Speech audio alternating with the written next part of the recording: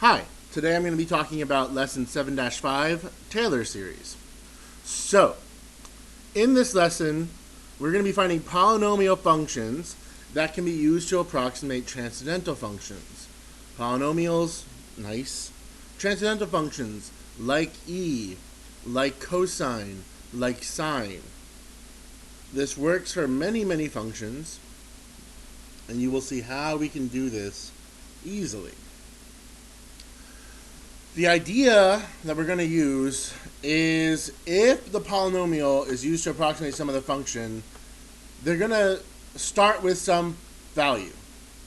We're going to make sure that the polynomial, when you plug in this value c, is equal to the function when you plug in the value c. The y value of the polynomial at c is the same as the y value of the function at c. Then we're going to make sure that they have the same slope at that point. This will mean that p prime of c, the slope of p at c, matches the slope of f at c. Now, if you've made sure that 1 and 2 match, what you have is that's a tangent line approximation. Tangent line approximation. And those can be useful really close. That's what we learned in the earlier part of the year. Tangent line approximations can be really accurate as long as you stay close enough to a function. But now that you're grown up in calculus, you know that we could add in this condition. What does this mean? If you said p double prime of c equals f double prime of c, or that the second derivative of p matches the second derivative of f at c, you're right. But what does the second derivative get you? If you said or thought concavity, you're right. And the idea is that if f has derivatives of all orders, we can keep approximating it by using a fancy polynomial. If we just keep matching the derivatives. And that's where we get these two formulas. The Taylor polynomial, where we say this is centered at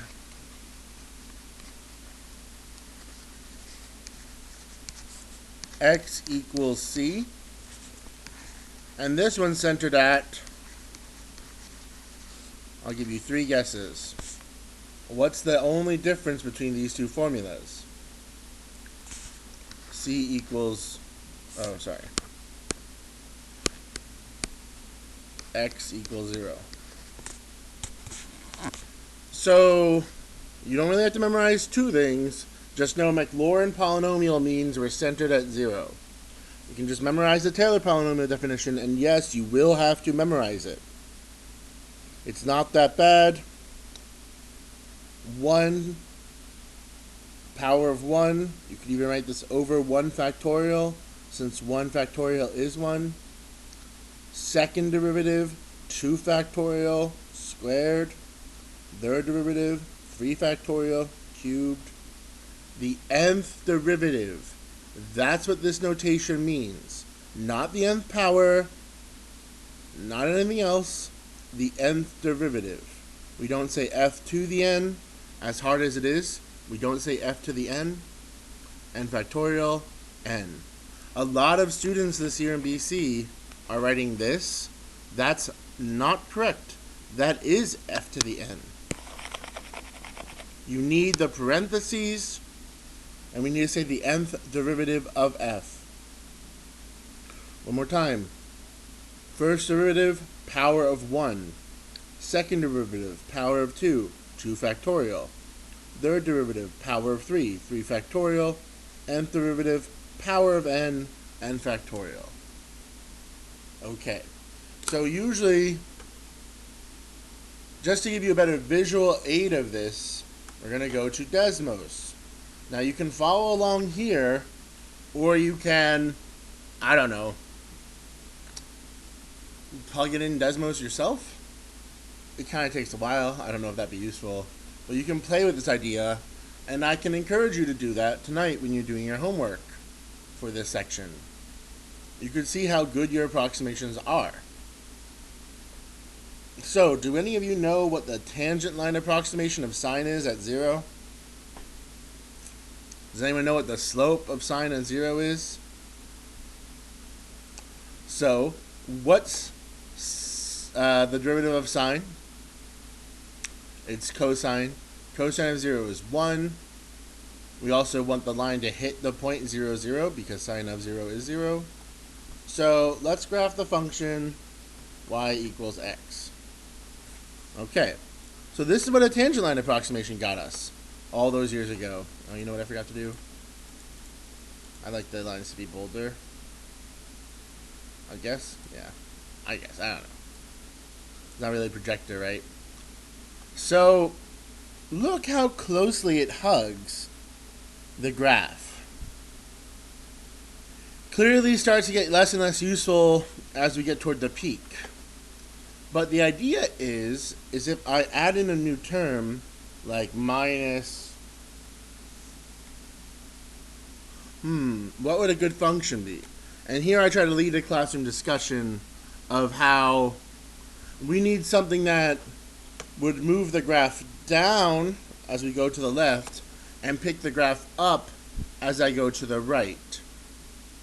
So, moving down as I go to the left, moving down as I go to the right, up as I go to the left, I'm so sorry, would be like a negative x cubed. Oh. See, that's the problem. It's too narrow. So what I can do to fix that,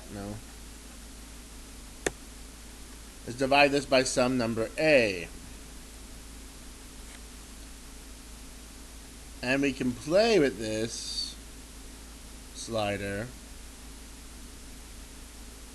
until we get a nice agreement. Now that's obviously too far.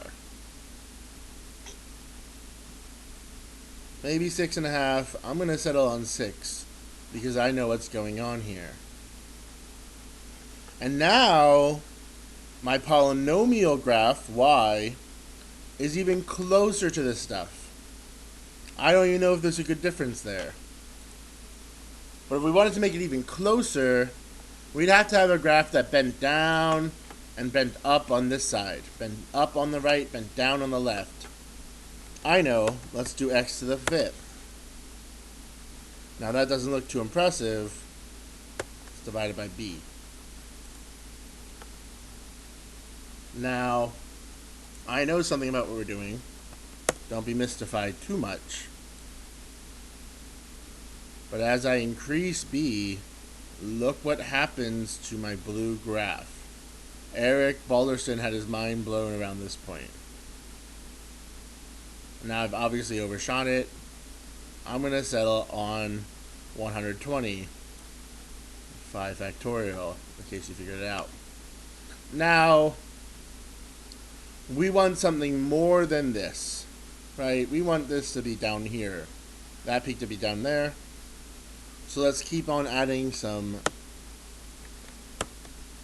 Oops, that was weird.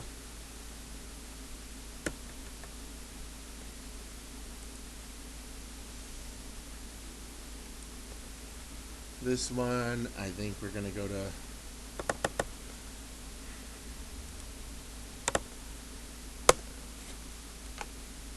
Ready?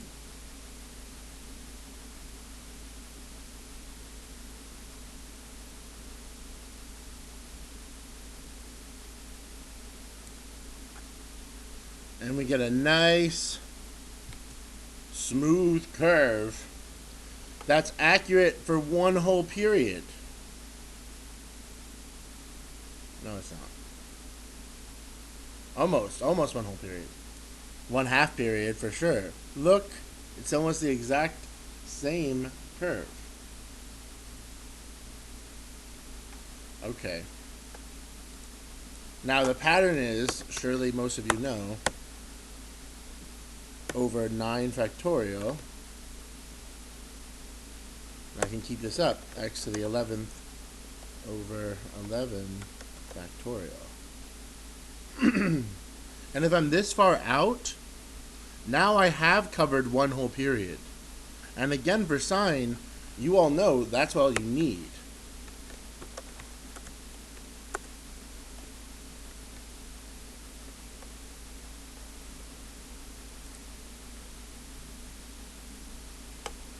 Beautiful. Truly. That's the idea of Taylor expansions. By using some coefficients, I can turn sine into a polynomial. And like you saw maybe in the last lesson, in set 7-4, the power series lesson, that's useful. Integrating, differentiating, a lot easier with polynomials. It should be. Okay. So the idea is, I'm just going to write this out.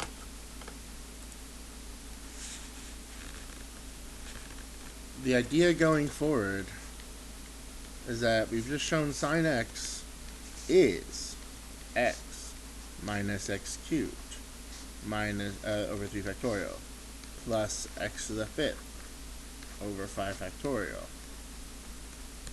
You should write this down. You will have to memorize it.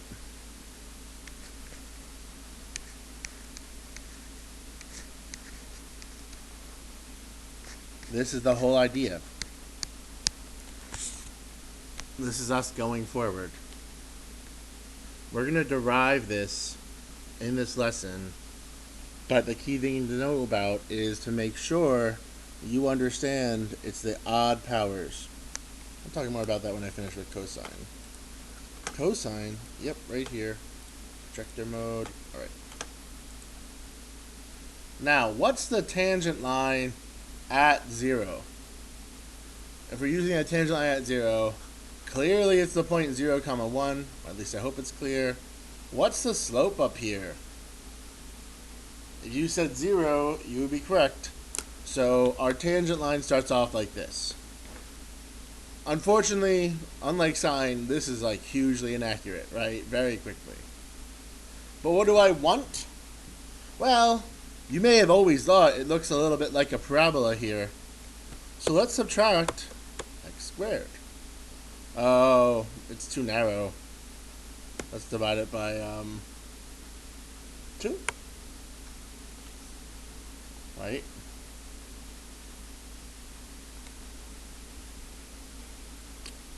Need to bend it back up on both sides. Using even powers now.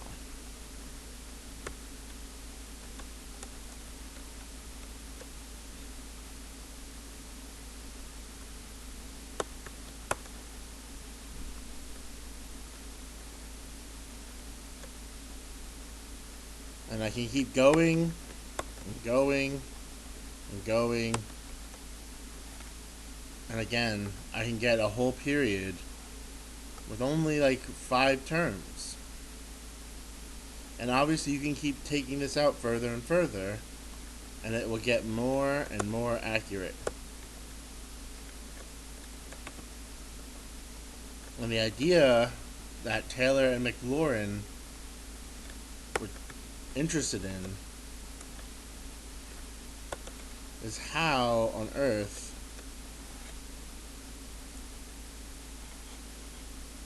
can this be possible? Not can it be possible, but why should it be possible? How can we discover these? That's what Taylor and Maclaurin worked on. I'm going to write cosine x up here.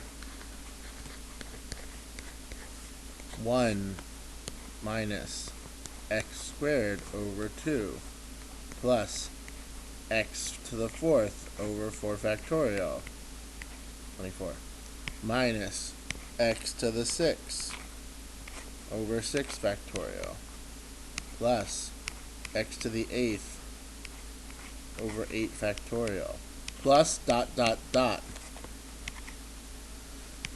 Like I said in the last lesson, if you do not write the dot dot dot, they are not equal. Even if I didn't say that. Alright. So, sine, just to go back to the graph, is an odd function. This only uses the odd powers. Cosine is an even function. Its Taylor series only uses even powers. Sine of 0 is 0, which is what you would get if you plugged in 0 here. Cosine of 0 is 1, which is what you would get if you plugged in 0 for all the x's here. There's no reason to mistake them. When you see even powers and even factorials, you should be thinking cosine. When you see odd powers and odd factorials, you should be thinking sine. There's no excuse for mixing these up. Importantly, guys, you will need to memorize them. Alright, let's get started with our work. Use a definition of a Maclaurin polynomial to find the fifth degree Maclaurin polynomial for f of x. Whenever you're asked to do a Maclaurin or a Taylor polynomial, you should organize your work like this. I'm going to show all my work to find the derivatives. I'm going to show all my work plugging in 0. Why am I plugging in 0? Because it's a Maclaurin polynomial. You'll see what it looks like when it's not Maclaurin polynomial. Fifth degree. Fifth degree. That means n equals 5. I want to go up until the fifth derivative. My polynomial should have a power of 5. Here I go. The derivative, e to the x, is the function. What's the derivative of e to the x? What's the derivative of that? And you see why this is easy. And again, you're going to have to memorize this one, so you don't go through this every time, because it would be a chore. Plugging in 0, 1. Plugging in 0, 1. Plugging in 0. Okay? So, our polynomial up to the fifth power, p sub 5 for the fifth degree Taylor polynomial, 1 f of 0 plus f prime of 1, f prime of 0 times x to the 1 plus 1 over 2 factorial x squared plus 1 over 3 factorial x cubed plus 1 over 4 factorial x to the 4th plus 1 over 5 factorial x to the 5th. In case you are mystified, I'll write it down. You should be staring at it right above. F of 0, f prime of 0 times x to the 1, f double prime of 0 over 2 factorial. So f double prime was replaced by 1. And so on and so forth. Okay. I'm even going to simplify this more. 1 plus x squared over 2 factorial plus x cubed over 3 factorial. This is just a nice way to write it, where you can notice the pattern.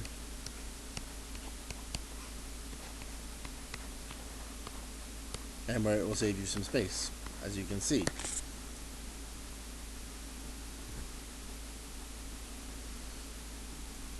So you could check some numbers. This is going to be a terrifyingly good approximation of e to the x. However, if we extended this indefinitely, instead of it being approximately, instead of it being an approximation, where I'm saying p sub 5 up there was approximately e to the x. If I extend the pattern to an infinite series, it becomes exactly correct instead of an approximation. What does that mean? E to the x is 1 plus x. And you might recognize this especially if you just watched lesson 7-4, because we touched on this. 4 terms and the general term. That's the standard. 4 terms and the general term. 4 non-zero terms and the general term. That's e to the x. That's another definition even. In the advanced math textbooks, that's the definition of e to the x. That power series.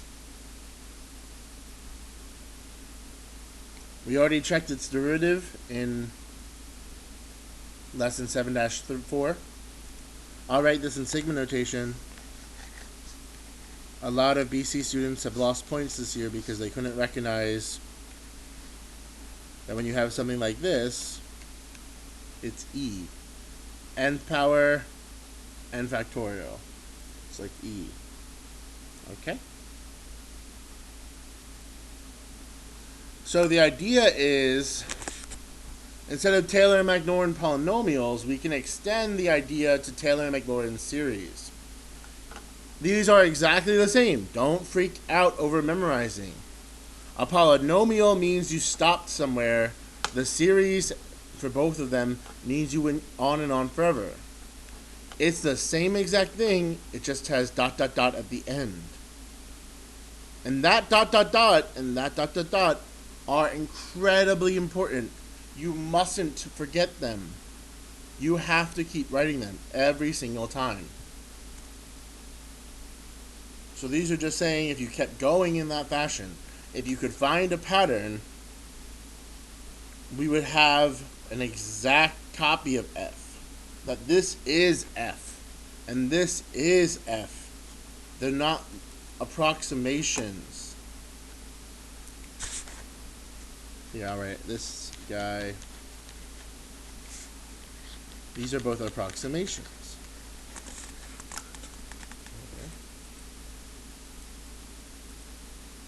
Alright, let's find a Taylor series polynomial. Fine. Use a Taylor polynomial to get the 4th order Taylor polynomial. Okay, Taylor polynomial, 4th order. That means we're going to go up to the 4th derivative. We should see a power of 4 in our expansion. And the Taylor series, that'll be later, for f of x equals cosine x. Obviously important. Taylor polynomial, so I'm not centered at 0, not necessarily centered at 0. Taylor polynomial centered at pi. That means I'm plugging in pi for all the derivatives. Your first step should be easy. You take cosine x, you write it here. Yes, I would like to see this table for every single time you do this. What's the derivative of cosine? It's negative sine. Are you getting good with your trig derivatives? What's the derivative of negative sine? Negative cosine. Negative cosine, sine. Sine turns back into cosine. And that cyclic nature is really helpful for us to extrapolate a pattern for the Taylor series. But right now, let's think about what's cosine of pi? Definitely negative 1. Negative sine of pi. Well, sine of pi is 0. Negative cosine of pi, positive 1. Sine of pi, 0. And back to cosine of pi, which is negative 1. So, using the Taylor definition, I'll write that down, just so you can see what I'm doing. I want f of pi, f prime of pi. Whoa, bad, Mr. Leven. F prime of pi times x minus pi to the 1. F double prime of pi over 2 factorial x minus pi squared. That's the pattern. Second derivative, 2 factorial square. Here I go. I'm going to write the Taylor polynomial now, at least as best I can. -1 plus 0 x minus pi. If you're thinking, oh, won't this all turn out to be 0? You're right. I'm just going to write it out. -1/2 x minus pi. I'm sorry, this is plus. Squared. Plus 0/3 factorial x minus pi cubed. You know what? Everything needs to be shrunk. This is projection size. I don't need projection size. I need YouTube size. -1/4 factorial x minus pi to the 4th.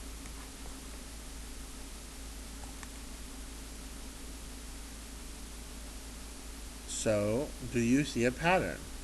This works for the 4th polynomial. If I simplified it a bit, I'm not writing the answer for f, I'm writing this 1/2 x minus pi to the square minus 1/4 factorial x minus pi. It's being really annoying today. Okay. So let's try to extrapolate that to a Taylor series. The Taylor series. What's the pattern here? I'm only using the even powers, and it's alternating from negative to positive to negative. So my Taylor series could go something like this. And when I say could go, this is the only option. Don't get excited.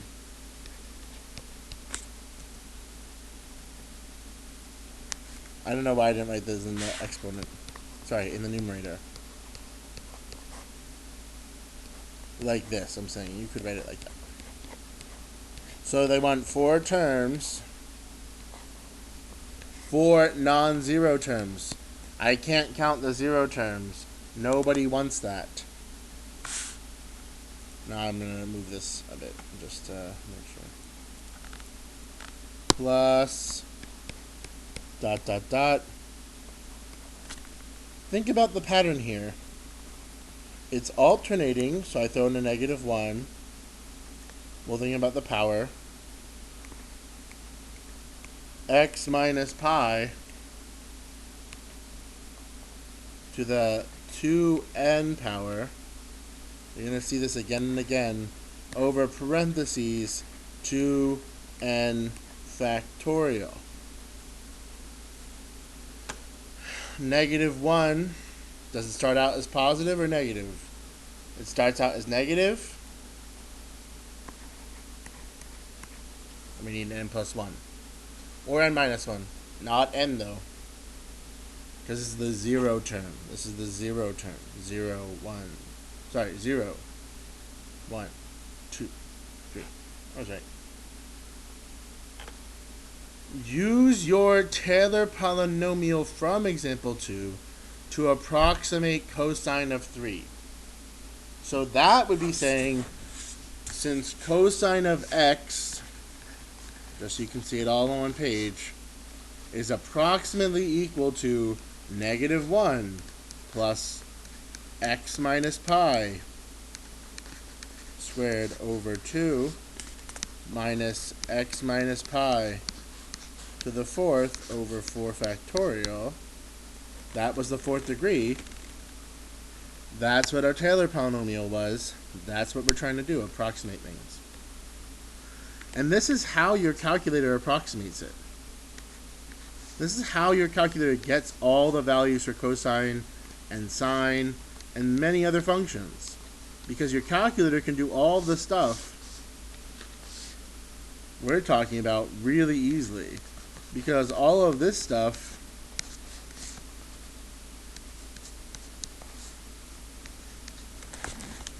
all of this stuff is just algebra. It needs to know what pi is. So, when you punch that in your calculator, you get, and I'm writing equals here, approximately here, this green stuff is all equal to negative 0.989857. Punch it in. Make sure you can get that. What's the actual value? When you type in cosine 3 in your calculator,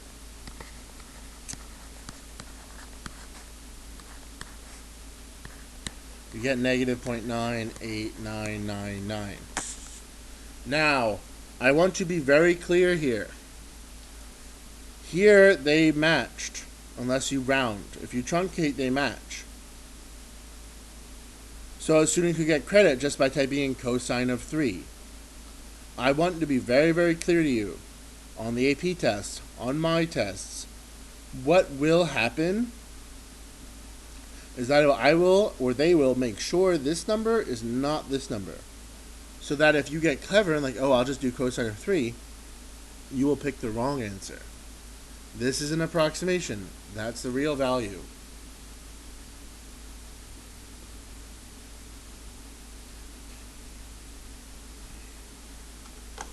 Alright, now to follow through on the promise. Let's find a Maclaurin series for sine. It's going to feel very similar to cosine. Maclaurin series, C equals 0. It's centered at 0. I'm plugging in 0 to all the derivatives. Now, the reason I went up to the 5th power here is that's long enough to see a pattern. You won't have to do that many times. You will be asked to do it on your homework, though. That's one reason to memorize sine and cosine and e and natural log, because you will have to do it so frequently with those. Because they expect you to have them memorized. They literally tell you to memorize them, so please do memorize them. Alright, sine of x. Sorry.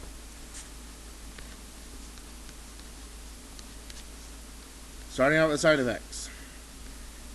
The derivative of sine is cosine. We just went over this in the last slide. I expect you to be quick with this.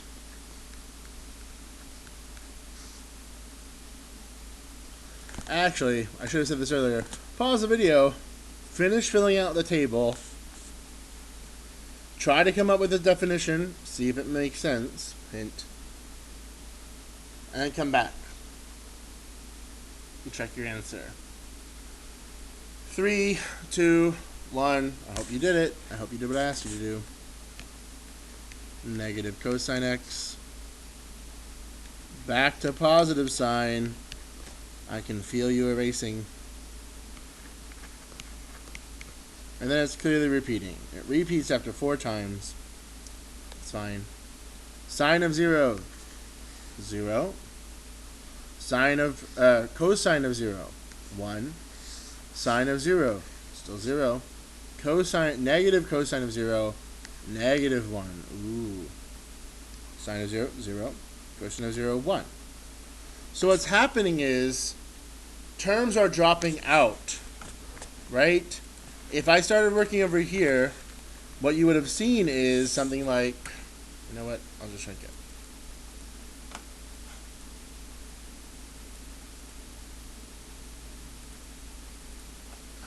When you write out these terms, you would get, 0 plus 1. I'll even write it with the Taylor. Yes, that's x. It's just x.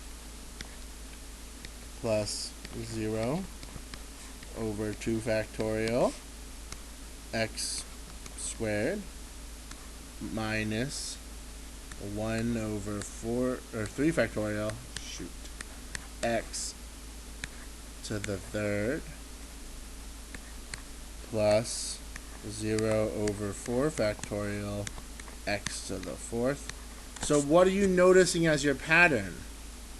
The odd terms are staying, and even alternating, and the even terms are dropping out. Okay. So the idea is sine is this series. X, that's what this simplifies to, minus x cubed over 3 factorial plus x to the 5th over 5 factorial. I didn't write that out over here. My bad.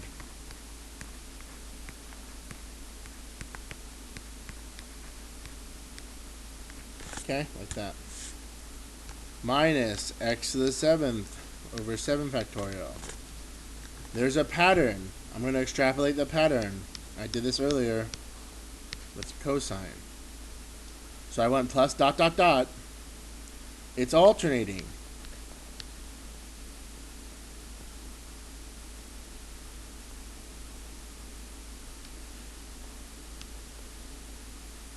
Nope, sorry. I got excited. X. What's the formula for all the odd powers? 2n plus 1 over 2n plus 1 factorial. Thinking about the alternator, it starts off as positive. So I want this to be n. So check 0, positive, x, 1 factorial, all works out. 1, negative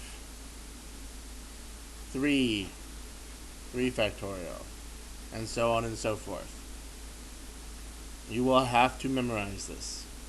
There's no other option. Alright, last example. Find a power series for f of x centered at c equals 1 if f of 1 is 2 and f to the nth derivative, see, I almost did it. The nth derivative of f at 1 is n factorial. What does that mean? What's the first derivative of f at 1?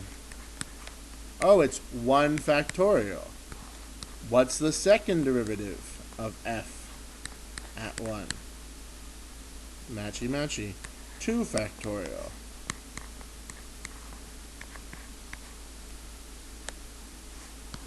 What's the third derivative of f at 1? 3 factorial. Okay, and you get that. Once you see a pattern, you can easily write the power series. So here they don't even tell you what f is, but here's a good enough definition of f. F of x equals, we start with f of 1. I'm just going to write this out, just so you guys aren't confused. So the 1 power, the second derivative of 1, at 1 divided by 2 factorial. That's the key part everyone forgets. But I would never get it wrong if I wrote this out every time.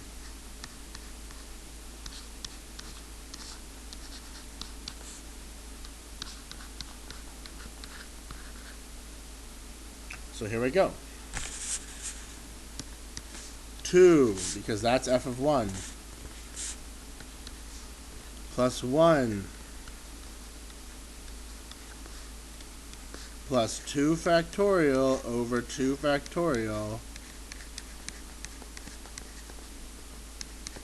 plus 3 factorial over 3 factorial,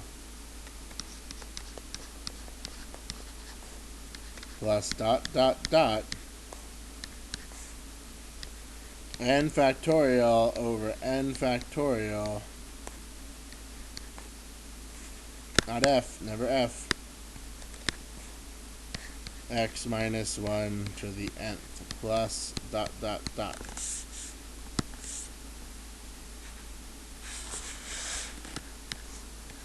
Two plus x minus 1 plus x minus 1 squared plus x minus 1 cubed plus dot dot dot x minus 1 the nth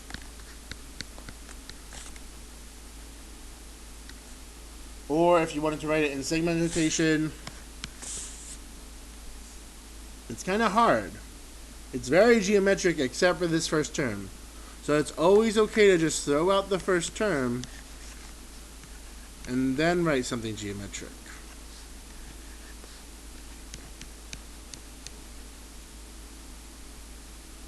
Make sure that matches.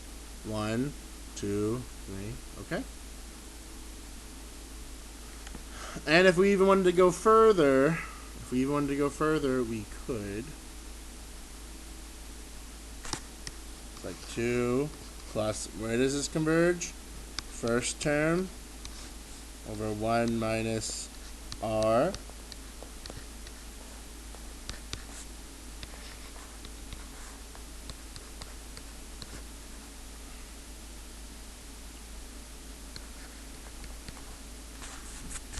I would stop here, just for the record.